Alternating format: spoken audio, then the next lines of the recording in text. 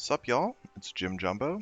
This is going to be a quick guide on using the Oasis system for time marks 7 and 8. This strat benefits from the League pets, but you don't need one to make solid FE. It's chill and generates currency while you're offline. First up, what is the Oasis and how does it work? You can access it through the main hub by talking to Jessamina. Once you're in, you'll see a handful of buildings that you can upgrade and manage. Your goal is to level up every building as much as possible. The max level a building can reach is tied to your Oasis core level and island level.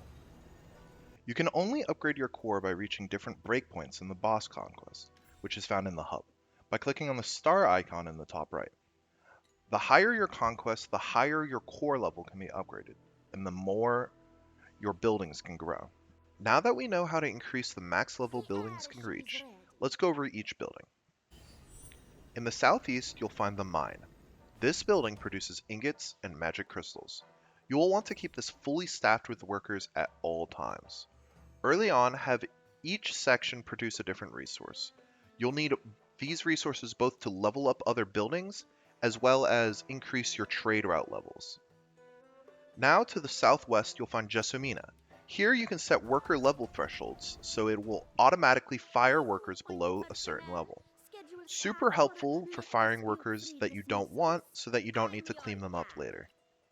Now for the logistics department in the west. This is where you process goods. The workers here help process the in-map resources to upgrade some buildings and make resources for shipments. Sherlock is also here. Personally, I don't really use him. He lets you turn excess gold into random probes, but he doesn't seem worth it. He requires a lot of gold.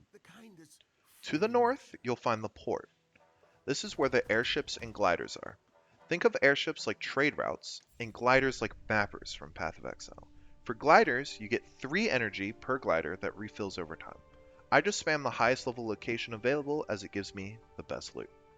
If you're out of energy and you try to send them, it lets you use gold instead of energy.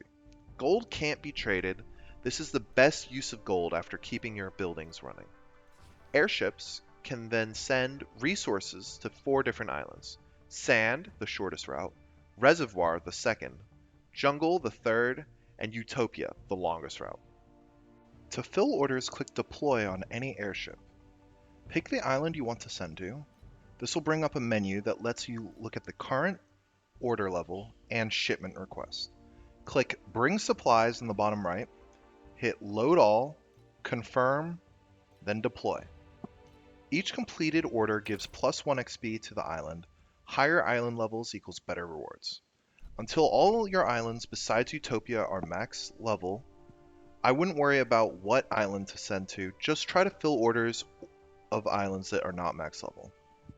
Once you get max level on your islands, you can then decide what works best for you. I found I like focusing shipments in this order: Jungle, Reservoir, then Sand. I tend to forget to go back to the Oasis, so large shipments work well for me. You can pick what works best for you.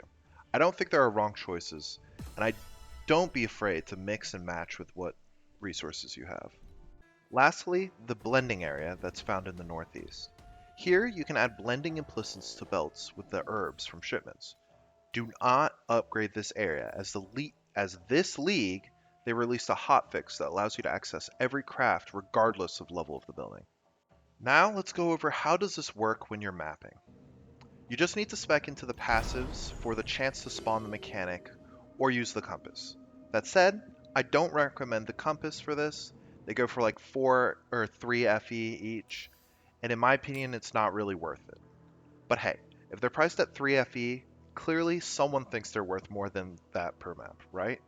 So in maps, Oasis shows up as a single Oasis pad. Touching it will spawn waves of mobs. These mobs drop workers for your Oasis, logistics resources for your logistics center, gold for your town, and then often it'll drop FE, embers, legendaries, just generic loot. Well, that's pretty much the whole setup. It's simple once you get the hang of it, and it scales all the way into the endgame, especially once you've got your town going. I'll be testing more farming strats soon, so if you've got questions or you want something tested, drop a comment below.